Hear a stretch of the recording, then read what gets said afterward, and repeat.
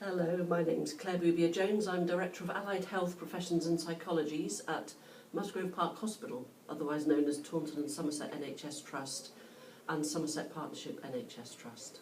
Hello, my name's Kate Smith. I'm the Acting Occupational Therapy Lead at Musgrove Park Hospital, otherwise known as Taunton and Somerset NHS Foundation Trust.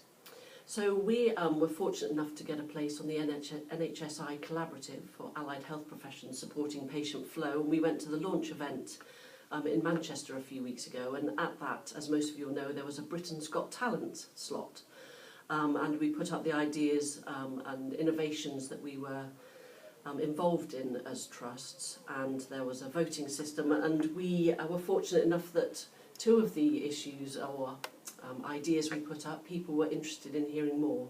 So that's why you have us today talking to you about these two things. So we were going to start with the first one, which was the rollout of enablement ethos through the acute and community wards to reduce the length of stay, which is actually the project and the subject for our collaborative project as well, isn't it? But we have done quite a lot of work on this, and we did talk to a table at the event in Manchester. But just to give you a little bit of information, so some of the drivers we felt, Kate, wasn't it, was around escalation beds and winter wards. So every winter we were having to have extra beds. Very often these were staffed by temporary staff, be it, nurses, HCAs and therapists as well. So it was always difficult to form a team and to get a really good patient experience and staff experience. And as we all know, our activity has increased so much that actually it doesn't feel like we have a winter anymore. You know, we're constantly in escalation beds. So this is a good sort of couple of years ago now, I think, wasn't it, that we thought it would be really great to do something different, because every year our therapy colleagues would come to us and say, you know, this ward just doesn't feel right. There's too many agency staff.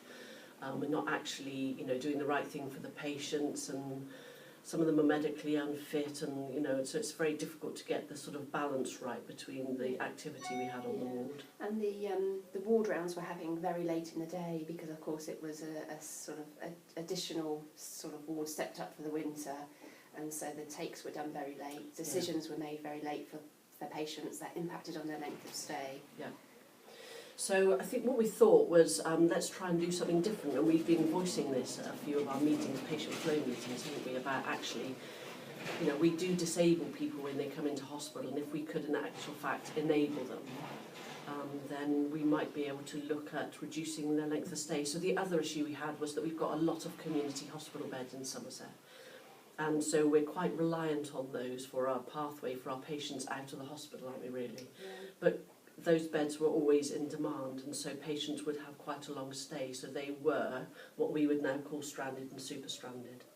So we knew that in actual fact, if we provided some sort of different service here, we potentially could improve the patient experience, improve the staff experience, because they were always struggling with working on this escalation type ward, reduce the super spell, which would have an impact system-wide.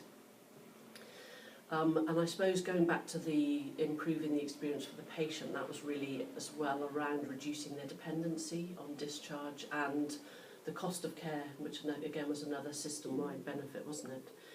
And one thing that's very dear to my heart, and I'm sure Kate's as well, is about challenging the medical model in an acute trust. So that's one of the key things that we really wanted to do. We know that